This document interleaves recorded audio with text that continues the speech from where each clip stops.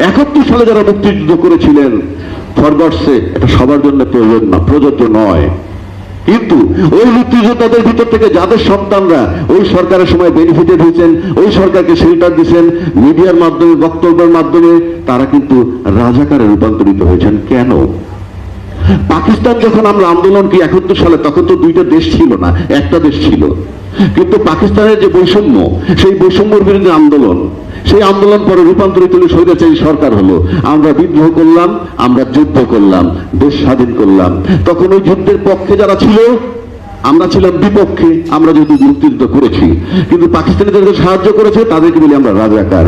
যদি তাই হয়, তাহলে 24 সালে এই সরকারের পক্ষে যারা সাফাই গাচ্ছিল টেলিভিশনে, নানান মিডিয়ায়, তারা তো একই কাজ করতেছিল, বৈষম্য, স্বৈরাচারী, অত্যাচার, সাধারণ লোককে মারতেছে, এবং সেখানে একটা মুক্তিযোদ্ধার সন্তানরাও ছিলেন যারা ওই সরকারের পক্ষে সাফাই গিয়েছেন। তাহলে সেই মুক্তিযোদ্ধাদেরকে আমি আজকে রাজাকার হিসেবে স্বীকৃতি দিতে চাই।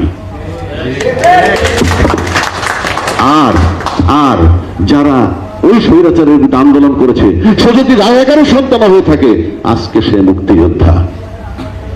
সুতরাং এই মুক্তিযুদ্ধ অব্যাহত থাকুক, চলমান থাকুক, নির্বাচন বহুদূর। ধন্যবাদ।